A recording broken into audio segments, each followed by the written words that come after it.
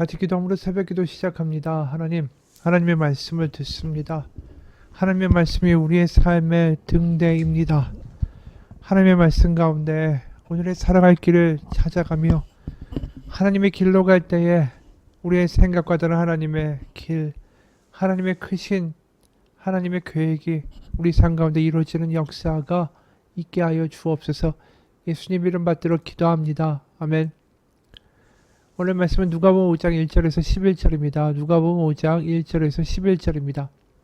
우리가 몰려와서 하나님의 말씀을 들을 때 예수는 게네사렛 호숫가에 서서 호숫가에 배 두 척이 있는 것을 보시니 어부들은 배에서 나와서 그물을 씻는지라. 예수께서 한 배에 오르시니 그 배는 시몬의 배라. 육지에서 조금 떼기를 청하시고 앉으사 배에서 무리를 가르치시더니 말씀을 마치시고 시몬에게 이르시되 깊은 데로 가서 그물을 내려 고기를 잡으라. 시몬이 대답하여 이르되 선생님, 우리들이 밤이 새도록 수고하였을 때 잡은 것이 없지만은 말씀에 의지하여 내가 그물을 내리리이다 하고, 그렇게 하니 고기를 잡은 것이 심히 많아 그물이 찢어지는지라. 이에 다른 배에 있는 동무들에게 손짓하여 와서 도와달라 하니 그들이 와서 두 배의 채움에 잠기게 되었더라. 시몬 베드로가 이를 보고 예수의 무릎 아래에 엎드려 이르되 주여 나를 떠나소서, 나는 죄인이로소이다 하니, 이는 자기 및 자기와 함께 있는 모든 사람이 고기 잡힌 것으로 말미암아 놀라고 세베대의 아들로서 시몬의 동업자인 야고보와 요한도 놀랐음이라. 예수께서 시몬에게 이르시되 무서워하지 말라. 이제 후로는 네가 사람을 취하리라 하시니 그들이 배들을 육지에 대고 모든 것을 버려두고 예수를 따르니라. 아멘. 드디어 예수님이 제자들을 부르기 시작하시죠. 첫 번째로 베드로와 야고보와 요한입니다. 한 동네에서 살던 그 세 사람을 예수님이 부르시죠. 그리고 이 사람들이 바로 예수님의 가장 근접해서 항상 예수님의 기적과 변화산 사건까지 따라다니는 하나님의 가장 큰 제자들이 됩니다. 근데 이들이 이제 처음 예수님을 만날 때에 예수님은 많은 무리들이 이제 몰려와서 예수님의 말씀을 듣게 됩니다. 그럴 때 예수님이 이제 호숫가에서 그 배에 오르셔서 약간 그 배를 띄어라, 육지에서. 그 다음에 거기서 이제 많은 회중들을 앞에 호숫가에 세워놓고 그 하나님의 말씀을 전하셨죠. 그러니까 시몬 베드로도 당연히 그 옆에서 그 예수님의 말씀을 듣고 있지 않았겠습니까? 그리고 말씀을 마치시고 나서 갑자기 시몬에게 이러시는 거예요. 깊은 데로 가서 그물을 내려 고기를 잡으라.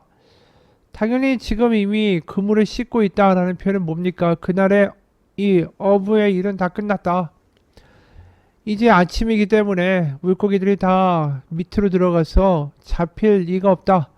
그 베드로의 일반적인 어부의 상식으로는 이 물고기를 잡으러 그물을 내릴 때가 아니었던 시간입니다. 그래서 5절에 시몬이 대답하여 이르되 선생님, 우리들이 밤이 새도록 수고하였을 때 잡은 것이 없지만은, 이 잡을 일도 없겠지만 말씀에 의지하여 내가 그물을 내리리이다. 갈릴리 호수를 너무나도 잘 알고 거기 평생 살았으면서 어부 일을 했던 이 베드로가 이런 말을 한다는 게 쉬운 일이 아니죠.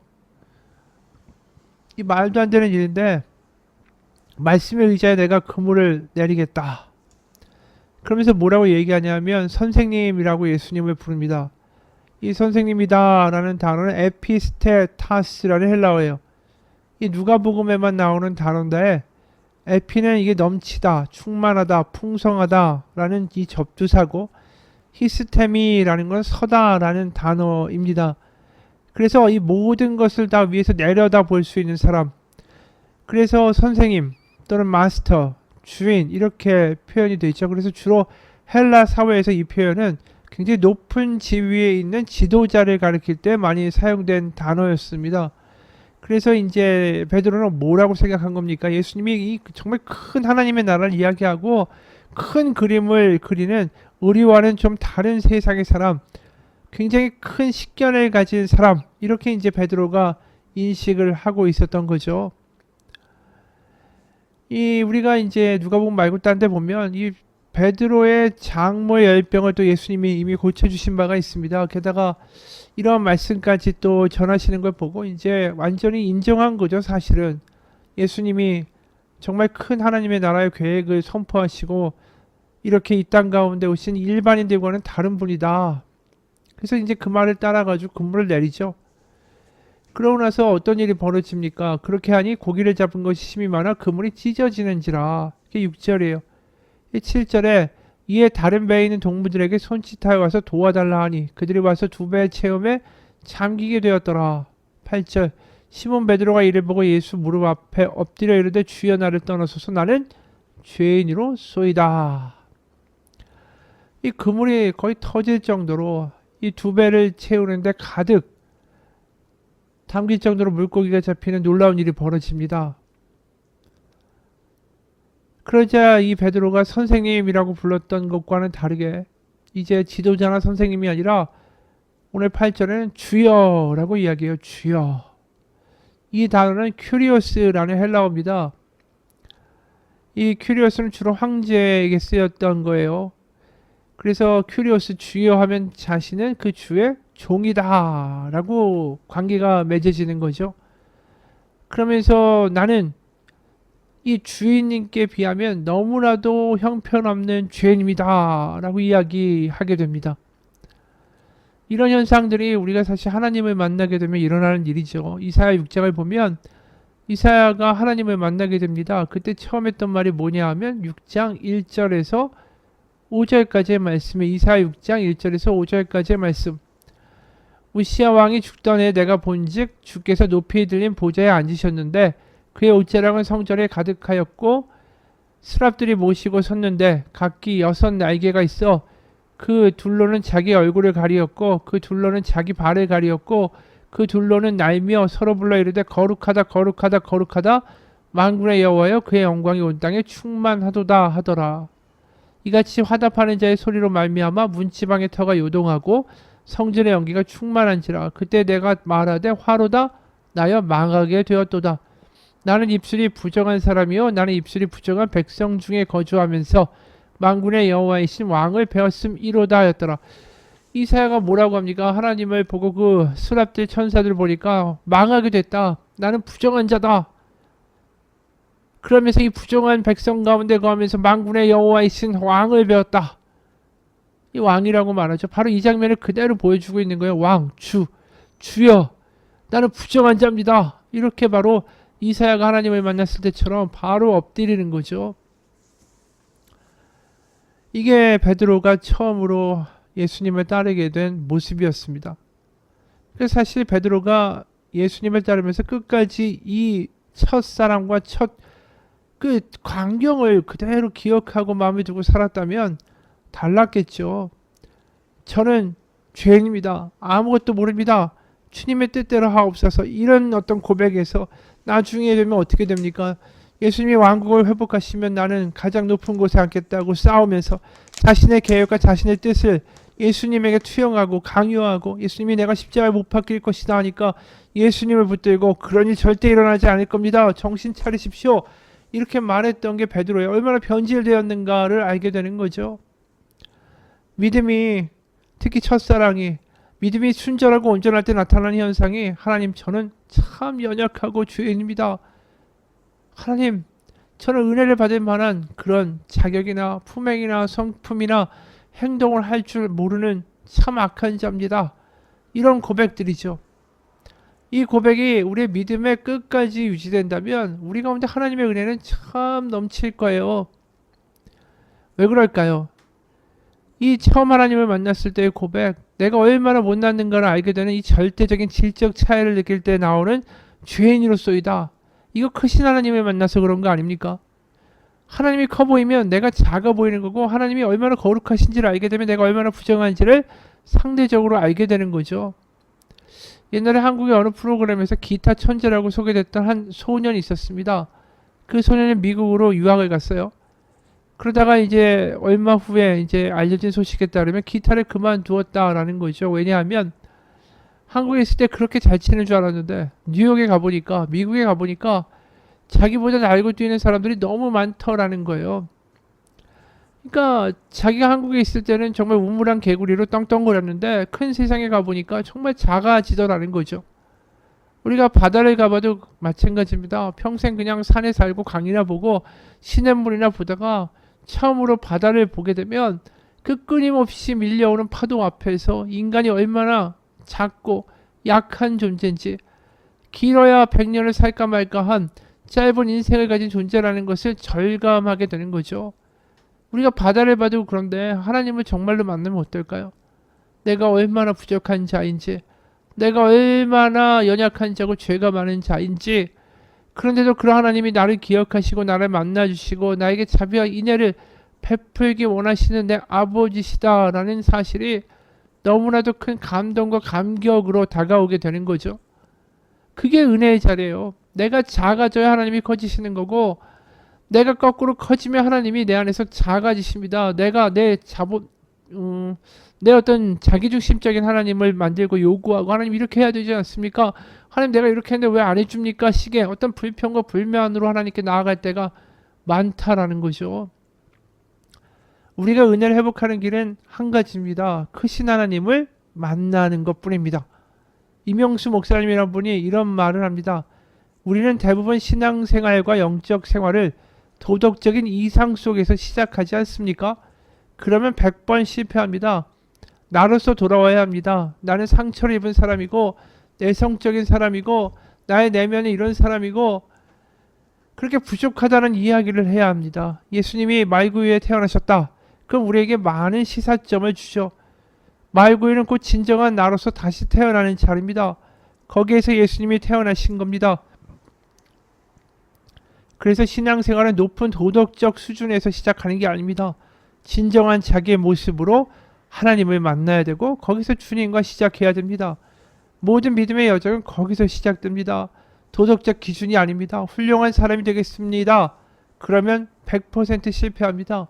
나의 결심을 내려놔야 됩니다. 나는 하나님 이런 사람입니다. 나는 훌륭하게 될 수도 없는 사람입니다. 하나님만이 저를 만들어 가실 수 있습니다.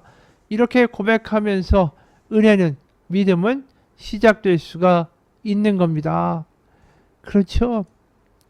여러분, 우리가 크신 하나님을 다시 만날 수 있어야 돼요. 내가 작아져야 크신 하나님을 만나게 됩니다. 누군가 베드로가 예수님을 처음 만나는 장면을 마치 일기처럼 이렇게 쓴 내용이 있습니다. 그걸 소개합니다. 베드로가 예수님을 만났던 그날, 그는 취미 삼아 밤낚시를 갔다 온 게 아니었다. 고기를 잡아야 가정 살림도 꾸리고 생계도 연명할 수 있었다. 그런데 고기를 한 마리도 못 잡았다. 주님을 만날 당시 베드로는 빈배, 바로 실패자였다. 그런 그에게 주님이 뭐라고 말씀하시는가? 깊은 데로 가서 그물을 내려 고기를 잡으라. 주님의 말씀을 듣고 베드로는 이렇게 말했다. 선생님, 우리들이 밤이 새도록 수고하였을 때 잡은 것이 없지만은 말씀에 의지하여 내가 그물을 내리리이다. 그러니 어떻게 되었는가? 그렇게 하니 고기를 잡은 것이 힘이 많아 그물이 찢어졌다. 놀라운 일이 일어났다. 밤새 헛수고로 낙심해 있던 그는 주님을 만나고 만선의 기쁨을 누리게 됐다. 그렇다면 베드로는 주님께 감사합니다. 감사합니다. 연발하면서 내일도 부탁합니다. 라고 주님의 바짓가랑이라도 잡고 늘어질 것 같은데 그 다음에 나오는 베드로의 반응이 너무 이상하다. 베드로가 이를 보고 예수님의 무릎 아래 엎드려 이르되 주여 나를 떠나소서 나는 죄인이로소이다 하니 이거 얼마나 뜬금없는 이야기인가. 빈배로 허망하고 허무한 마음으로 주님 만났다가 만선의 기쁨을 맛보게 됐는데 그 상황에서 주님만 따라다니겠습니다가 아니라 주님 나를 떠나소서 나는 죄인입니다 라니 사실 베드로는 간절히 원했던 걸 얻었다. 밤새도록 찾아 헤매던 것을 드디어 찾았고 두 손 가득히 쥐었다. 그것도 거저 은혜였다. 그런 베드로가 자기를 가리켜 죄인이라고 고백한다. 자신은 불결하고 더러운 죄인이니까 떠나달라고 간청한다. 예수님이 베드로의 구체적인 문제를 단번에 해결해 주시는 순간에 베드로는 그의 시선을 돌려 한 곳에 고정시켰다. 그가 시선을 돌린 것은 고통을 안겨주었던 빈배라는 삶의 문제가 아니라 그리고 이제 만선이 된 풍요로운 삶이 아니라 그저 자기 자신이었다. 그는 여태 그를 괴롭혔던 물고기로부터 자기 자신에게로 시선을 옮겼다. 대단하게 여겼지만 사실은 하찮은 물고기로부터 그렇게 하찮게 여겨왔지만 사실은 너무나 소중한 자기 자신에게로 시선을 옮긴 것이다. 이 말이 결국 뭡니까? 하나님을 만나면서 자신이 쫓아왔던 그 세상의 어떤 가득 채우는 만선의 기쁨이 아니라 하나님 앞에서 내 모습이 보인 거예요. 정말 내가 얼마나 부족한 자인지를 깨닫게 된 거죠. 여러분, 우리가 하나님을 만나면서 내 소원과 내가 원하는 것이 어떻게 이루어졌다가 아니라 하나님을 만나서 내가 얼마나 연약한 존재를 알았습니다라고 고백하는 게 정말 은혜를 맛보는 사람입니다. 그럴 때 은혜를 은혜 되게 하고 하나님을 하나님 되시게 하고 그러면서 제자로 따라갈 준비가 되는 거죠. 오늘 베드로가 제자의 길을 가게 된 바로 그 이유가 거기에 있습니다. 나를 떠나서서 나는 정말 죄인입니다. 그 말에 하나님이 이제 준비가 됐다. 나를 따라오너라 오너라. 네가 사람을 이제 닦는 어부가 될 것이다. 내가 널 쓸 것이다. 여러분 맞습니다. 하나님께 쓰임 받고자 하는 사람들의 모든 시발점 출발점은 내가 얼만큼 작은지 내 주제 파악을 하는 겁니다. 그리고 하나님을 아는 거죠. 여러분 그게 하나님을 만나고 하나님을 정말로 뜨겁게 만났다는 올바른 간증입니다. 우리의 삶에서도 오늘 그 은혜가 있기를 축원합니다. 기도하겠습니다. 하나님께 거래하는 자가 아닙니다. 하나님보다 내가 더 안다라고 말하는 교만을 떠는 것도 아닙니다. 하나님 그저 하나님을 만나면서 깨닫습니다. 내가 얼마나 부족하고 연약한 존재인지. 하나님, 저는 정말 하나님이 같이 계실 수도 없는 부족한 자입니다. 저는 죄인입니다. 저는 참 이렇게 형편없는 사람입니다. 그 고백 가운데 하나님은 이제 우리에게 말씀하십니다. 이제 준비가 되었다. 나와 함께 가자. 여러분, 하나님을 은혜 되게 하는 그런 하나님을 하나님 되시게 하는 그런 삶이 하나님 우리 가운데 이루어지게 하여 주옵소서. 예수님의 이름 받들어 기도합니다. 아멘.